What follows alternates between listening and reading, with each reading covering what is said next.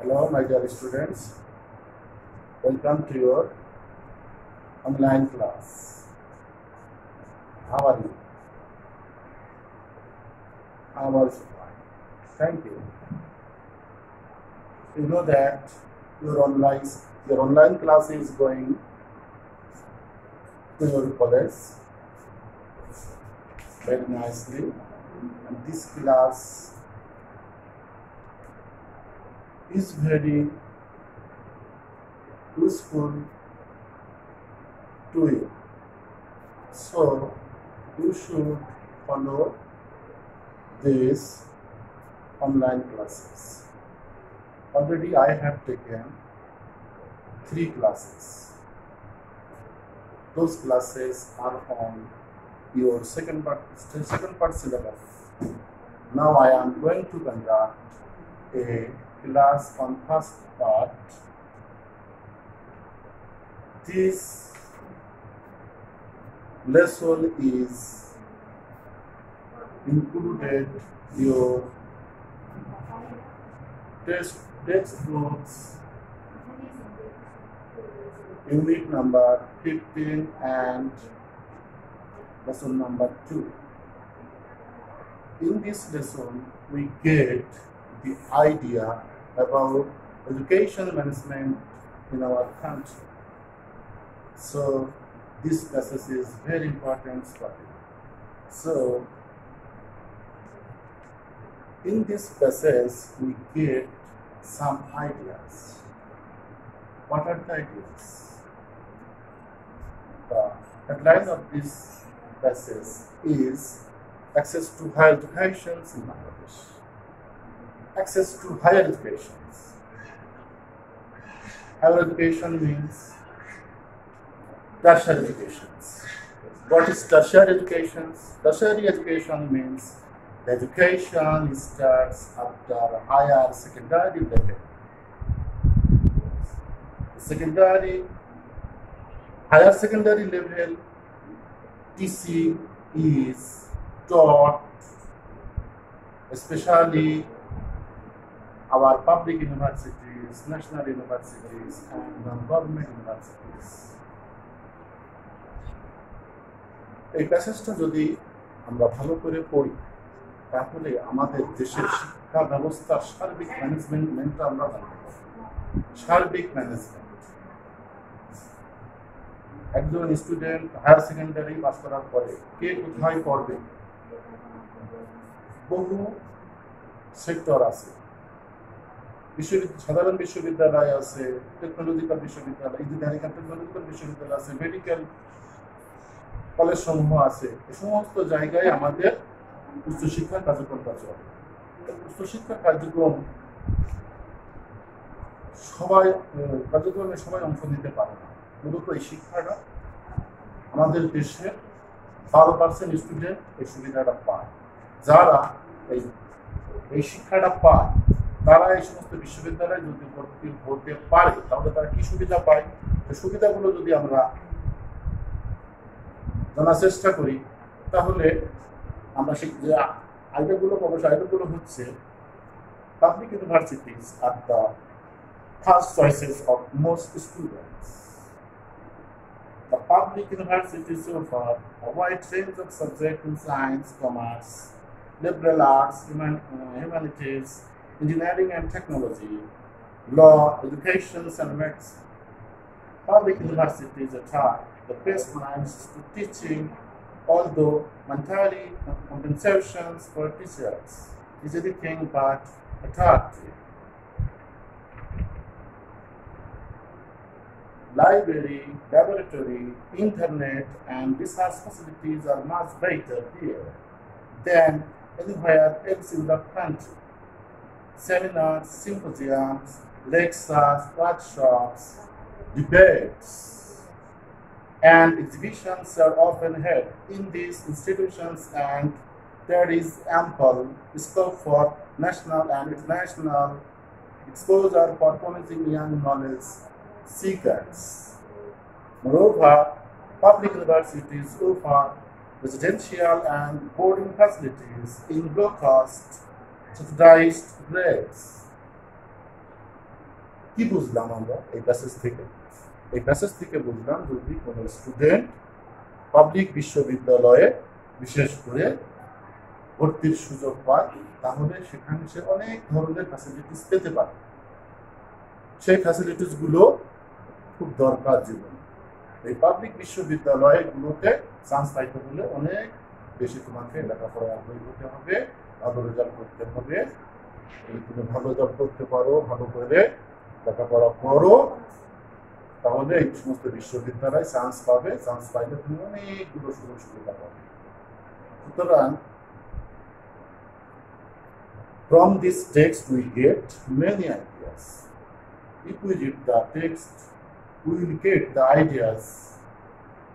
What is special education? What is education management? And after getting a university, what facilities should be gathered by you? এই সমস্ত বিশ্ববিদ্যালয়ে যদি তুমি পড়ো তাহলে তোমার জীবনের মোডটাই চেঞ্জ হয়ে যাবে। সুতরাং এই প্যাসেজটা করে আমরা বুঝলাম প্যাসেজের ফিডব্যাক হচ্ছে একটা বিশ্ববিদ্যালয় পড়লে একজন স্টুডেন্টের অনেক সুবিধা তার জীবনে আসে, বিশ্ববিদ্যালয় প্রদান করে থাকে। তাই তোমরা একটা বিশ্ববিদ্যালয়ে পড়ার জন্য সেইভাবে আগ্রহী হও। এই প্যাসেজটা পড়ে যদি আমরা এই প্যাসেজের একটা টেক্সট নিয়ে ফার্স্ট পার্টে 3 নম্বরে আসে তোমাদের প্রশ্ন ফ্লো চার্ট।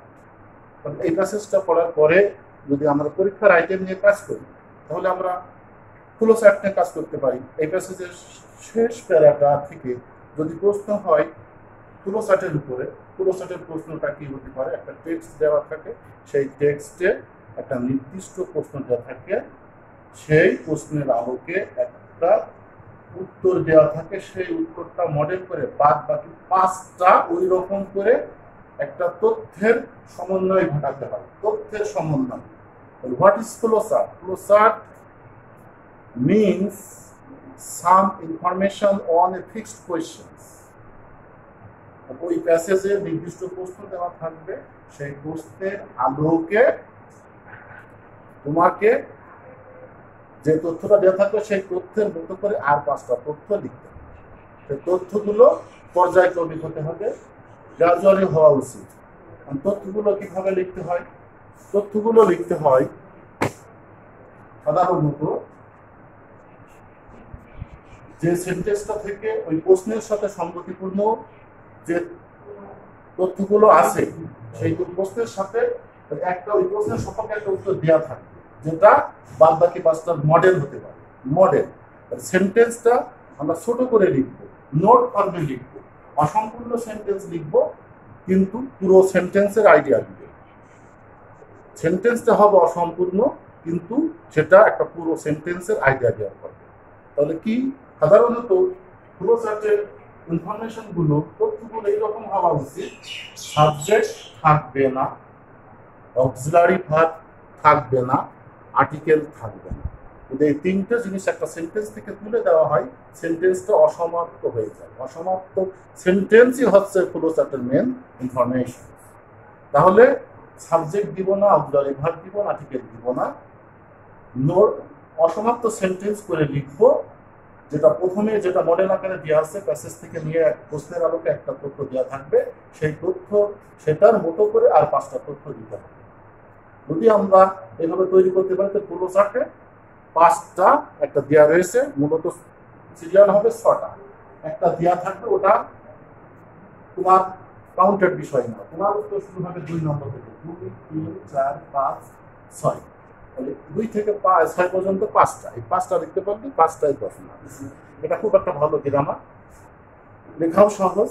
তাহলে মূল কথা কি, ফ্লো চার্টের যে তথ্যগুলো দিব পর্যায়ক্রমিকভাবে দিব, সেই তথ্যগুলো সেন্টেন্সগুলো যে তথ্যগুলো থেকে তথ্যগুলো আসবে সেই সেন্টেন্সগুলো অসম্পূর্ণ হবে, নোট ফর্মে হবে।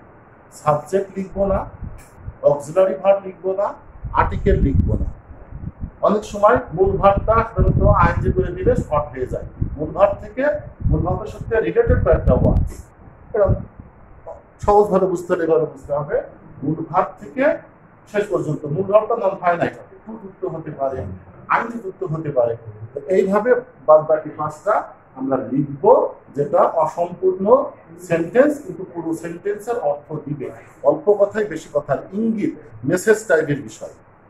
আমরা যখন মোবাইলে কোনো মেসেজ দেখি অল্প কথায় বেশি কথার ইঙ্গিত দেওয়ার চেষ্টা করি, ঠিক সেই রকমের বিষয়। অল্প কথা দিব কিন্তু পুরো কথাটা বুঝাই দিব, পুরো সেন্টেন্স লেখা লাগবে না। এই হচ্ছে পুরো সেটের মৌলিক বিষয়। তো আমরা প্যাসেজটা পড়লাম, প্যাসেজটা পড়ে যদি তোমরা বুঝে থাকো পুরো সেটের এই প্যাসেজটা পড়লে, এই প্যাসেজটা যদি আসে শেষের প্যারাটা 220 শেষের প্যারাটা যদি পরীক্ষায় আসে তো পুরো সেট হয় make Flowchart showing the advantages of public universities. Public ইউনিভার্সিটিতে যদি কোনো স্টুডেন্ট ভর্তি হয় সে কি কি সুবিধা অ্যাভেল করে, কি কি সুবিধা পেয়ে থাকে, তাহলে এই প্যাসেজের ভিতরে দেওয়া আছে। প্রথমে দিয়েছি attractive placement two teaching. Next দিয়েছি যেটা তৃতীয় লাইনে আছে, প্যাসেজের তৃতীয় লাইনে আছে, তোমরা ফলো করো, খেয়াল করো। তারপরে দেওয়া আছে দেখো offering a wide range of subjects in science, commerce, liberal arts. Next আছে library laboratory facilities being much better here. Just এইভাবে তোমরা 5টা তথ্য এই প্যাসেজ থেকে নিতে পারো। আবার চতুর্থ নম্বর আমরা পয়েন্ট করতে পারি seminars, symposiums, lectures, workshops, debates and revisions often held in those institutions. পরের নাম্বার যদি আমরা দিতে চাই তাহলে আমরা দিতে পারি offering residential and boarding facilities in low cost or subsidized rates. তাহলে এইভাবে আমাদের পুরো প্যাসেজ থেকে আমরা 5টা পয়েন্ট অনায়াসে এই প্যারা থেকে পাচ্ছি। ইনফরমেশন ফ্লোচার্টের জন্য যে আমাদের 5টা তথ্যের দরকার, ওই প্রশ্নের আলোকে mention the facilities of 5 facilities of public universities. তাহলে এই প্যাসেজে এই সুবিধাগুলো আমরা উল্লেখ করতে পারবো সহজেই, যেটা প্যাসেজের মধ্যে দেওয়া আছে। আমরা একটু খেয়াল করলে প্যাসেজগুলো থেকে সেটা খুঁজে পাবে। ফ্লোচার্ট এমন একটা বিষয়, একটা ভালো ধারণা। তোমরা চেষ্টা করো প্যাসেজটা মনোযোগ দিয়ে পড়ো, প্যাসেজের মূল বিষয়টা কি, মূল বিষয়টা যদি বুঝতে পারো তাহলে সেই মূল বিষয়ের আলোকে একটা নির্দিষ্ট প্রশ্ন দেওয়া থাকবে, প্রশ্নের সপক্ষে 5টা তথ্যের সমন্বয় ঘটাতে হবে। 5টা তথ্যের সমন্বয়, সেটা অসম্পূর্ণ সেন্টেন্সে লিখতে হবে, পুরো সেন্টেন্স লেখা যাবে না। যেটা তোমাদের মডেল দেওয়া থাকবে সেটাও লিখবা, সেটা একটা অসমাপ্ত সেন্টেন্স। এই সেন্টেন্সটা ফলো করে বাদ বাকি 5টা পয়েন্ট উক্ত প্যাসেজ থেকে তোমাকে কাজে করবে। এইভাবে তোমরা ফ্লোচার্ট তৈরি করো, প্যাসেজগুলো ভালো করে পড়ো, তাহলে ফ্লোচার্ট 10 মার্ক কোনো অনায়াসে পাবে। তো প্রিয় ছাত্রছাত্রী, তোমরা বাসাতেই থাকো, ঘরের বাইরে এসো না। জানো বিশ্বে মহামারী আকারে দেখা গিয়েছে করোনা, এটার হাত থেকে বাঁচতে বাসাতেই থাকতে হবে, বাসাতেই লেখাপড়া করো এবং আমাদের কলেজ কর্তৃক যে সমস্ত অনলাইন ভিত্তিক ক্লাস হচ্ছে এগুলো ফলো করো, তাহলে তোমরা অনেক উপকৃত হবে। তোমাদের এই যে এই সময়ে ক্লাস হচ্ছে না তার ক্ষতিপূরণটা অনেকটা খুশি হবে। ওকে, ধন্যবাদ, আবার দেখা হবে।